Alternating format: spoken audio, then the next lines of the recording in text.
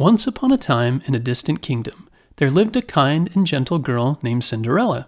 She was loved by all who knew her, but lived a sad life because of her wicked stepmother and stepsisters. Cinderella was made to do all the chores in the house, while her stepsisters got to enjoy a life of luxury.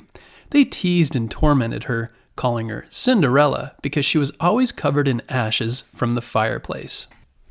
One day, news arrived that the king was hosting a grand ball at the palace, and everyone in the kingdom was invited. Cinderella's heart swelled with the desire to attend, but her stepmother and stepsisters were cruel and made it seem impossible. As Cinderella sobbed in the garden, a kind fairy appeared. With a wave of her magic wand, she transformed Cinderella's rags into a beautiful gown, her old shoes into glass slippers, and even arranged transportation with a pumpkin turned into a carriage, mice and horses, and a rat into a coachman. The fairy warned Cinderella that the magic would wear off at midnight, and she must leave the ball before then.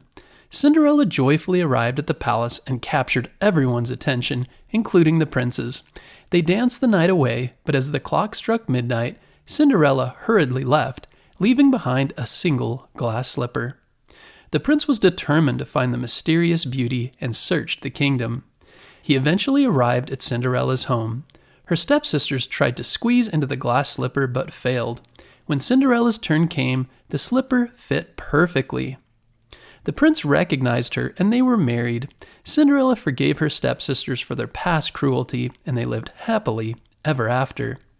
Did you know that long before Disney made this story into a movie, it was first written by two brothers from Germany? They wrote a collection of fairy tales that people all over the world know and love today. This is the story of the Brothers Grimm. Jacob Ludwig Karl Grimm was born on January 4th, 1785. His little brother, Wilhelm Karl Grimm, followed just 13 months later on February 24th, 1786. Back then, there wasn't a single country called Germany. Instead, there were many places where people spoke German, and they were all part of the Holy Roman Empire. The Grimm family lived in a small town called Hesse Castle. Their father, Philip, worked as a lawyer and the town's clerk, while their mom, Dorothea, took care of the household. They had 4 more kids, Karl, Ferdinand, Ludwig, and Charlotte.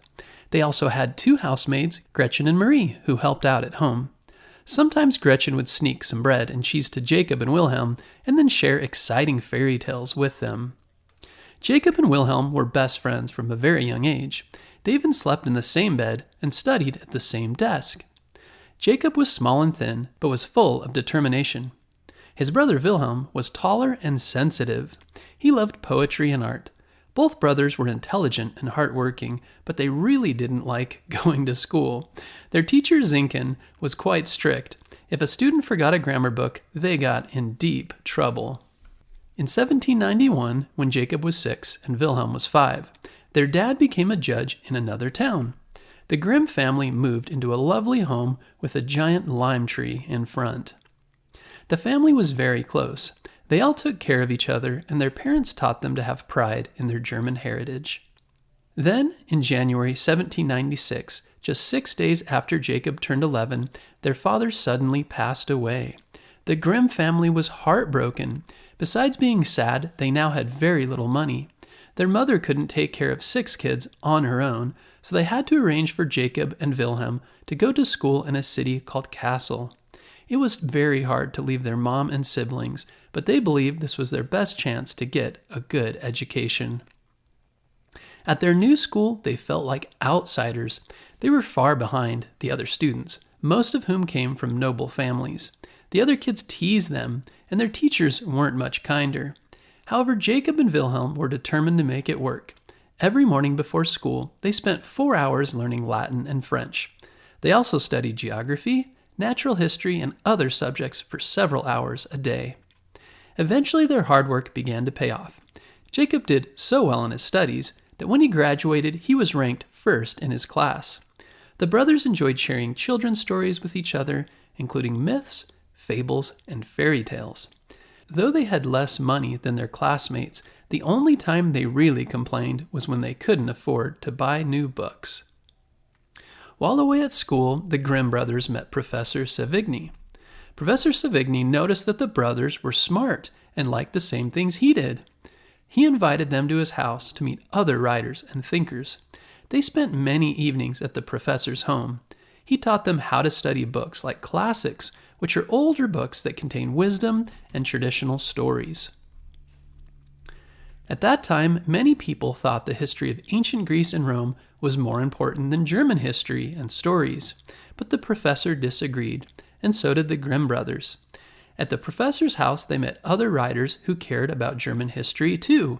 One of them was a poet named Clemens Brentano. He shared a big idea with the group, a project to collect old German folk songs. These were songs that people sang for a long time, like fairy tales. But no one was writing them down, and Brentano was worried they might be forgotten. So he and another writer started writing down these songs and hoped one day to compile them into a single book. The brothers were thrilled about collecting German stories. In 1804, the professor moved to Paris, and a year later he invited Jacob to join him as his assistant. Jacob left the university and headed to Paris, where he read books for the professor. He fell in love with Paris, its people, the food, and beautiful architecture. Even though they lived far apart, the Grimm brothers wrote letters to each other, asking if they'd found any new stories or songs for children. The brothers were eager to start their collection of fairy tale stories. After spending 10 months in Paris, Jacob made his way back to Kassel, reuniting with Wilhelm, their mother, and their siblings. One day Jacob and Wilhelm were sent 2 enchanting tales. These stories had been passed down through generations, told by storytellers who had memorized them. The juniper tree told of an evil stepmother who plotted harm against her stepson. The fisherman and his wife told the story of a couple who were always wanting more from a magical fish. Until then, Jacob and Wilhelm had been searching everywhere for fairy tales. Now they had 2 German fairy tales straight from the lips of a storyteller. Inspired by this, the brothers set out to seek other storytellers and faithfully write their own tales for all to enjoy. Luckily, storytellers were closer than they thought. Local women, like their next-door neighbor, knew a lot of old stories, also called folklore. For example, Cinderella had been shared for hundreds of years across Europe. In each land, the story was told a little differently. Even the neighbor's nanny and housekeeper contributed their own stories. And not just local women, but even soldiers, farmers, and fishermen knew fairy tales that the brothers wrote down. One retired soldier even shared several stories in exchange for a pair of pants. Here's a list of some of the Brothers Grimm stories that you might recognize in books or movies: Rapunzel, Little Red Riding Hood, Snow White, Hansel and Gretel, Rumpelstiltskin, Sleeping Beauty, Tom Thumb, and the Golden Goose. For 6 years, the Grimms collected, organized, and edited these fairy tales, and in 1812, the Grimms' 86 stories were turned into a book. Just 5 days before Christmas, Children's and Household Tales by the Brothers Grimm was published for people all over the world to enjoy. Almost 100 years later, in the 1930s, Walt Disney, the iconic animator and filmmaker, made a journey to Germany. During his visit, he was captivated by the rich storytelling heritage of the country. Among his discoveries were the enchanting tales of the Brothers Grimm, whose stories had been beloved by children and adults for generations. Disney collected several of these tales, along with other German folklore books, which he brought back to the United States. These books from Germany greatly influenced Disney's creative vision. Inspired by the magical and often moralistic stories, he went on to transform many of these narratives into classic animated films. Movies like Snow White and the Seven Dwarfs, which was Disney's first full-length animated feature, were shaped by the fairy tales he encountered on his travels to Germany.